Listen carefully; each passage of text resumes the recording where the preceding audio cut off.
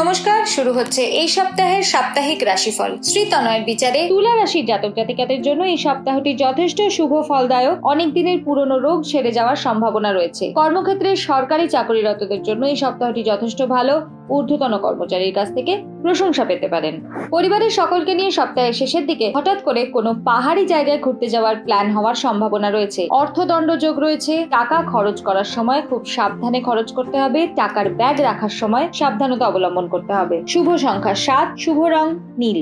নমস্কার, শুরু হচ্ছে এই সপ্তাহের সাপ্তাহিক রাশিফল। শ্রী তনয়ের বিচারে বৃশ্চিক রাশির জাতক জাতিকাদের এই সপ্তাহটিতে শরীর স্বাস্থ্যের দিকে একটু বিশেষ নজর রাখতে হবে। পুরনো কোনো শরীরী ঝামেলা মিটে যাওয়ার সম্ভাবনা রয়েছে। কোর্টের রায় অবশ্যই আপনার জন্য ভালো হবে। রক্তপাত যোগ দেখা যাচ্ছে। কোথাও পড়ে গিয়ে হাত পা কেটে যাওয়া, এমনকি মাথা ফেটে যাওয়ার সম্ভাবনাও রয়েছে। যারা দু চাকার গাড়ি অর্থাৎ বাইক, স্কুটি এসব চালান, অত্যন্ত সাবধানতা অবলম্বন করতে হবে রাস্তায় বেরোনোর সময়। কর্মক্ষেত্রে মোটামুটি এই সপ্তাহটি ভালোই যাবে। আপনার পরিশ্রমের যথাযথ ফল পাবেন। বাড়ির ছোটদের করা কোনো কাজের জন্য আপনি গর্ববোধ করবেন। শুভ সংখ্যা 4, শুভ রং সাদা। নমস্কার, শুরু হচ্ছে এই সপ্তাহের সাপ্তাহিক রাশিফল। শ্রী তনয়ের বিচারে ধনু রাশির জাতক জাতিকাদের জন্য এই সপ্তাহটি অত্যন্ত ভালো হতে চলেছে। ফাটকাবাজিতে অর্থ লাভের যোগ রয়েছে। লটারি কাটতে পারেন বা নতুন কোনো বিনিয়োগও করতে পারেন। রিয়েল এস্টেটের ব্যবসার জন্য এই সপ্তাহটি যথেষ্ট ভালো। এই সপ্তাহে নতুন কোনো সম্পত্তি, বাড়ি বা ফ্ল্যাট কিনতে পারেন। আপনার জন্য ফলপ্রসূ হবে। নতুন কোনো সম্পর্কে জড়ানো ঠিক হবে না এই সপ্তাহে। শুভ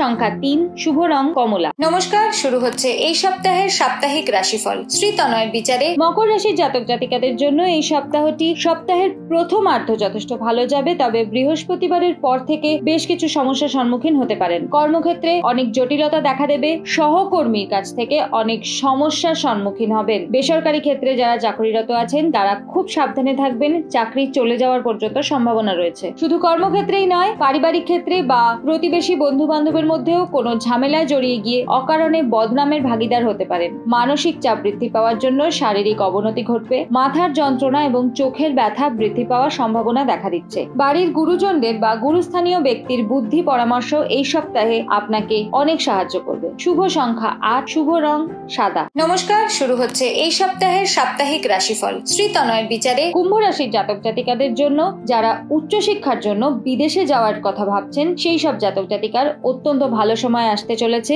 যারা বিজ্ঞান বিভাগের সঙ্গে যুক্ত আছেন এবং যারা আইন নিয়ে পড়াশোনা করছেন, তাদের জন্য এই সপ্তাহটি অত্যন্ত ফলপ্রসূ। পারিবারিক ক্ষেত্রে অনেক রকম জটিলতার সম্মুখীন হতে পারেন। যে জটিলতা আপনার মানসিক চাপ বৃদ্ধি করবে এবং তার ফল আপনার কর্মক্ষেত্রে পড়বে। কাজের ক্ষেত্রে অত্যন্ত সাবধান থাকবেন। যারা সরকারি চাকরি করছেন বা অর্থ দপ্তরের সঙ্গে কোনোভাবে যুক্ত আছেন, যে কোনো রকম টাকার লেনদেন করা বা সই করার আগে অত্যন্ত সাবধানতা অবলম্বন করবেন। বড় রকমের কোনো ভুল হয়ে যাওয়ার সম্ভাবনা রয়েছে। শুভ সংখ্যা 1, শুভ রং মেরুন।